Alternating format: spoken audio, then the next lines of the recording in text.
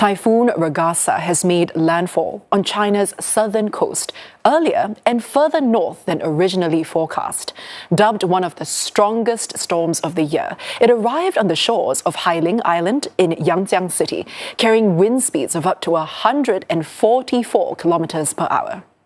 Now, footage shows strong waves and winds battering the coastal city of Zhuhai, located some 100 kilometers from the site of impact. Streets were left inundated with rising floodwaters, and authorities have relocated around 2 million people across Guangdong. Cities on the coast are expected to see a month's worth of rainfall in the next few hours. Now, schools and businesses across the province have been suspended, and China's Marine Authority issued its red wave warning, the highest level for the first time this year. It's expecting storm surges that bring water levels close to 3 meters higher than normal, while Ragasa charges towards the densely populated Pearl River Delta.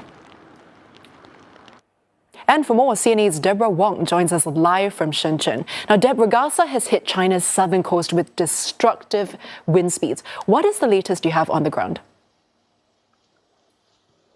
So we're seeing a lot of videos coming out of Yangjiang, coming out of Zhuhai, where vehicles are submerged. I have seen videos where cars were also overturned in a parking lot, and we've seen a lot of people, perhaps ankle deep waters, and some of them even going up to the knees. I think it is really a scene of destruction, in Yangjiang, where there are videos of people's houses with glasses shattered, and the stuff in the house of all flying around the house as well. So very strong winds, very strong rains that we're seeing over there. But I would also want to caveat by saying that the typhoon was actually the warnings for the typhoon actually came quite early, and so the local governments did take extensive steps to prepare for it. For instance, in Yangjiang, it is home to China's biggest nuclear power plant, and so there were steps taken to make sure that if the power does go out, the other cities around southern China will be able to deploy additional backup power to western Guangdong. And also the staff that's in, that power plant were all redeployed to other power plants as well to make sure that they are evacuated in times of disaster. So I would say so far we haven't gotten any official lines of extensive damage coming out of the news bureau from the Yangjiang side, but we've also just heard that the typhoon has already reduced in intensity, and after Yangjiang it made its way to Maoming, which is further down the western coast of Guangdong, and when it landed there it actually reduced in intensity. Now, Deb, you're in Shenzhen right now, but it wasn't directly in Ragasa's path. Did you experience any damaging effects where you are? So what happened in Shenzhen was that we experienced intermittent rain, but very strong winds. People here were bracing for massive impact. But I was speaking to some people earlier, and they were saying that it wasn't as strong as what they experienced when Super Typhoon Mangkhut hit the city in 2018. And I thought what was also interesting was that all of them had already taped up their windows. They had sandbags everywhere, and it was a city that spoke volumes of a very experienced city that's used to facing down typhoons. Now, the city right now was also dealing with the aftermath. They were cleaning up the streets as we were walking around town, surveying the damage. We saw a lot of fallen trees, but they were quickly removed by the local authorities. And the reason why I want to let you know as well, the reason why I'm standing here in this very dark neighborhood is because we received a map, in the lead up to the typhoon, indicating and telling us exactly where the flood-prone areas are. So for context, this is one of the spots that's been identified. Basically, these are places where cars have reported being submerged. People are walking ankle deep in water as well. And it's quite empty now because this area is redeveloping. And so people were given this map, to let them know which areas to avoid. And I think Shenzhen is rising to the occasion when dealing with typhoons. I spoke to some residents earlier to just ask them what they thought of the government's preparedness program. Have a listen. 大概是晚上6点钟，就把地铁啊、公交就最后的一班车发出去以后，就全部都停运了。对，为了保障市民的安全，措施做得非常到位。因为我昨天下班回来看那个树啊，就该砍的砍的直直，就是往上面做的还比较好，该绑就绑，也 OK 的。So the city is gradually resuming operations. You've just seen residents speaking to me outside the metro station, and that's because metro services resume at about 4 p.m. this evening.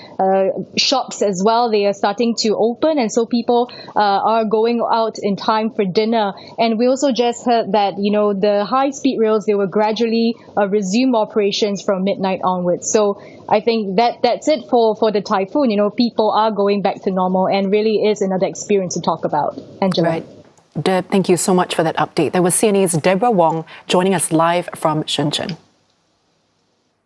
Taiwan has been hard hit by this storm, which has left at least 17 people dead, all in the most affected eastern part of the island in Hualien County.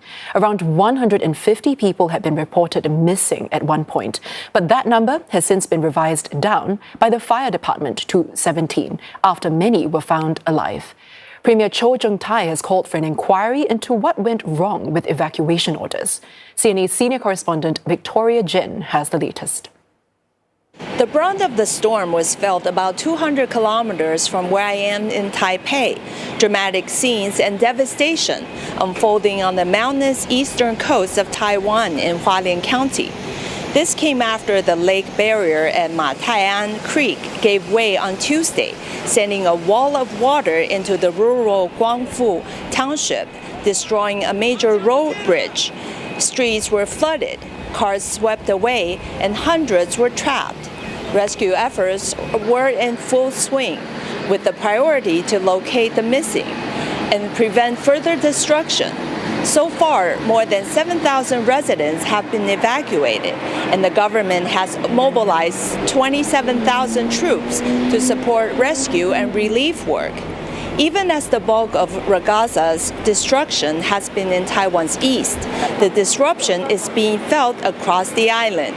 About 170 international flights were canceled at Taiwan's airports, and some ferry services to offshore islands have been suspended.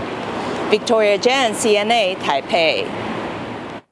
Hong Kong's weather authority will be downgrading its alert level to a number 3 strong wind signal as Ragasa moves further away from the financial hub. Heavy rains are still forecast for parts of the city, but residents are starting to head out. CNA's senior correspondent May Wong reports.